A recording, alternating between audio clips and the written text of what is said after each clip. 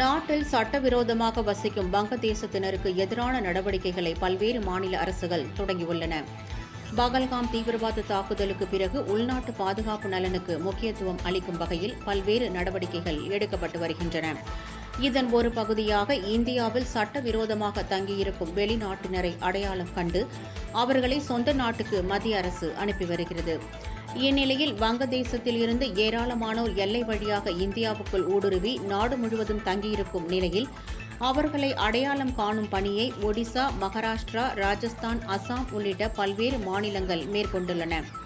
இதுகுறித்து ஒடிசா சட்ட அமைச்சர் பிருத்திவிராஜ் ஹரிச்சந்திரன் கூறுகையில், வங்கதேசத்தவரை அடையாளம் காணும் நடைமுறை ஒடிசாவில் ஏற்கனவே தொடங்கிவிட்டது எனவும், இது தொடர்பாக மாவட்ட ஆட்சியர்கள் மற்றும் கடலோர பாதுகாப்பு அமைப்புகளுக்கு உத்தரவு பிறப்பிக்கப்பட்டுள்ளதாகவும் கூறினார். இதேபோன்ற நடைமுறையை மகாராஷ்டிரா அரசும் ஏற்கனவே தொடங்கிவிட்டது. மகாராஷ்டிராவில் இந்த ஆண்டு இதுவரை சட்டவிரோத குடியேறிகள் 766 பேர் கைது செய்யப்பட்டுள்ளதாகவும், அண்மை காலத்தில் 300 வங்கதேசத்தினர் நாடு கடத்தப்பட்டதாகவும் போலீசார் தெரிவித்துள்ளனர்.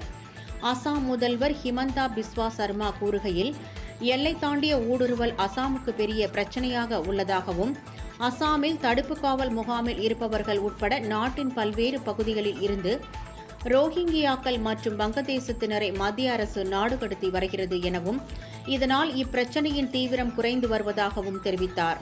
ராஜஸ்தானில் 17 மாவட்டங்களில் இதுவரை 1008 ஊடுருவல்காரர்களை கைது செய்யப்பட்டதாக அரசு வட்டாரங்கள் தெரிவித்துள்ளன என்பது குறிப்பிடத்தக்கது.